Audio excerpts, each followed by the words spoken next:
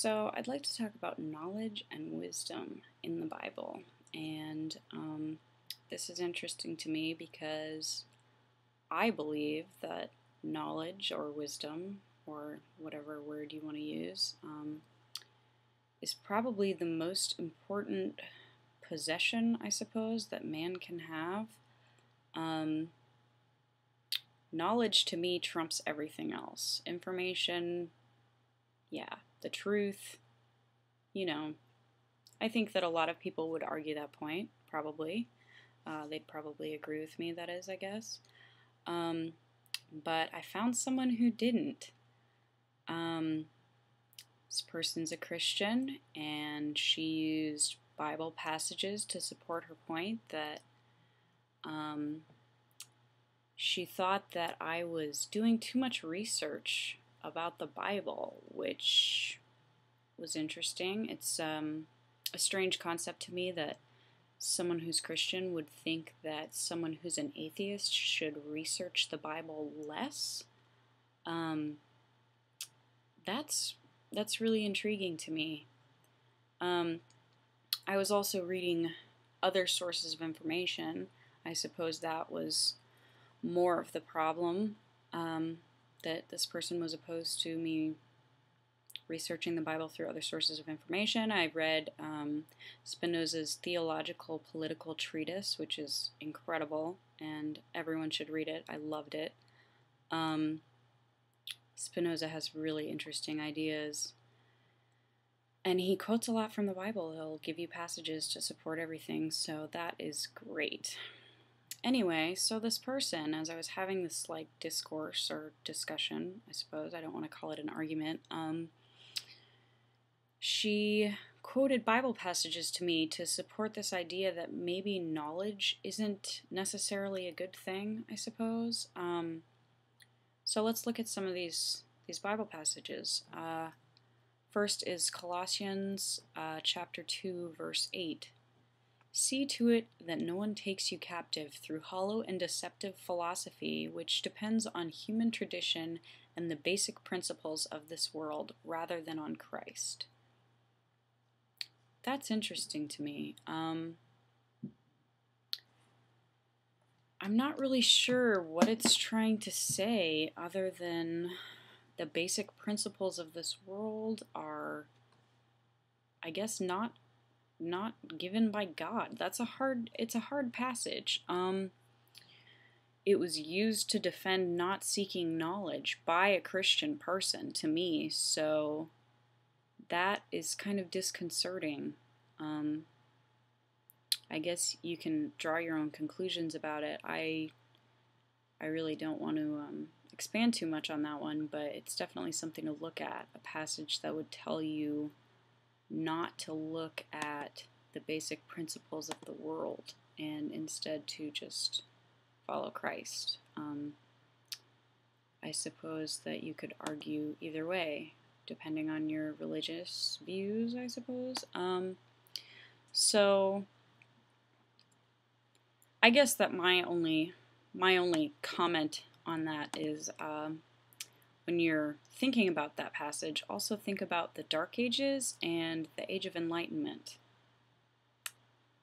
So that kind of gives you an idea of what I think. The next passage that was used to defend this point was Ecclesiastes chapter 12, verses 11 through 13.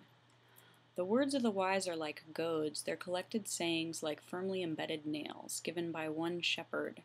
Be warned, my son, of anything in addition to them. Of making many books there is no end, and much study wearies the body. Now all has been heard, here is the conclusion of the matter. Fear God and keep his commandments, for this is the whole duty of man.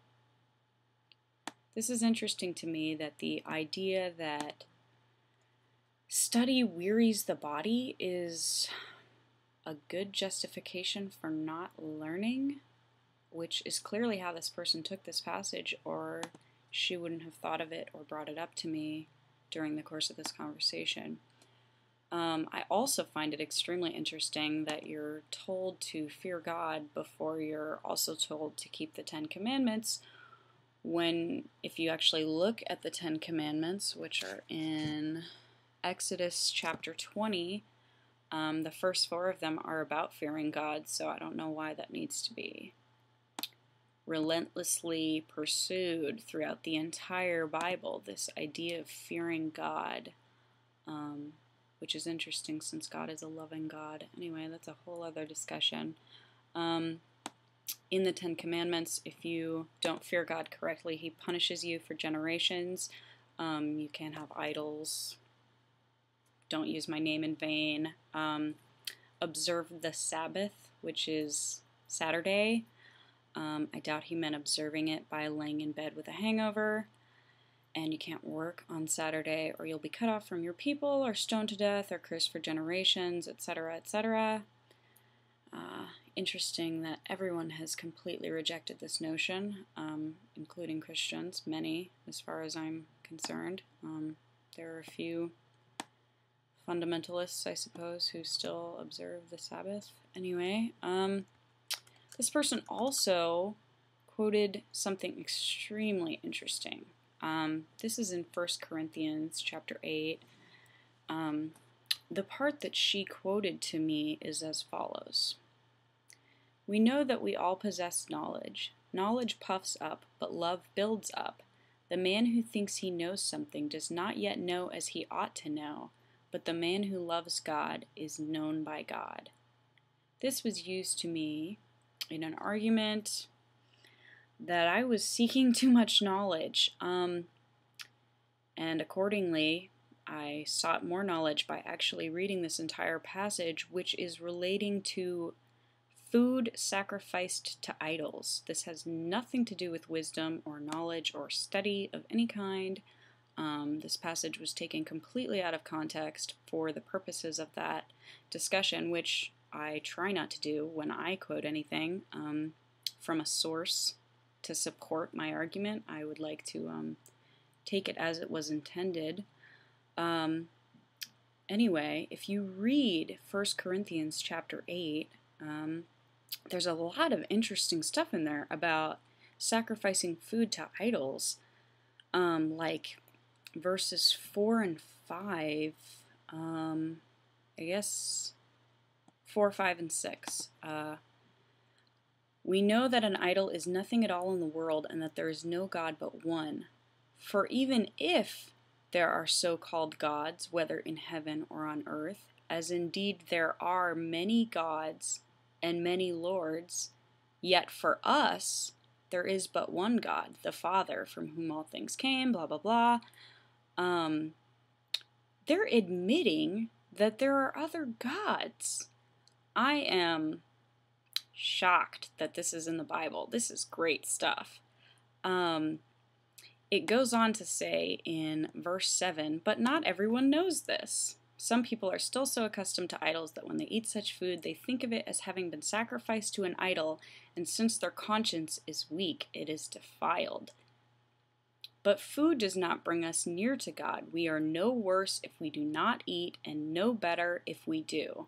So all of the things about not eating pork, and this and that and the other, all of the ridiculous rules about food that were given in the Bible, probably earlier than this, I assume. I ignore those. I don't really care.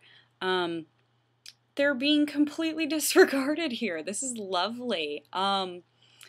It also says, be careful, however, that the exercise of your freedom does not become a stumbling block to the weak.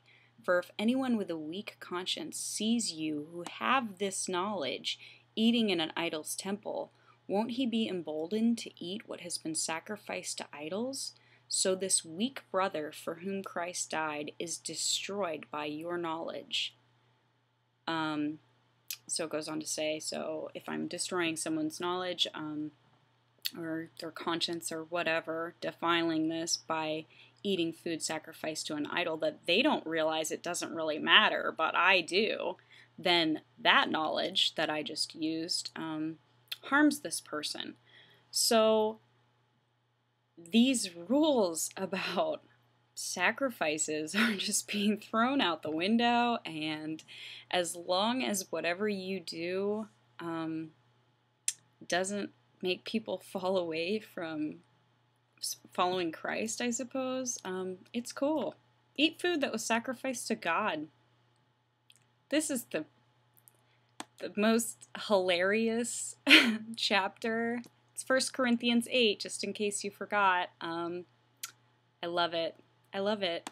Thank you for using that to defend your argument. It makes no sense whatsoever, and it completely shatters all kinds of other passages in the Bible. It's great. 1 Corinthians 8, new favorite Bible passage.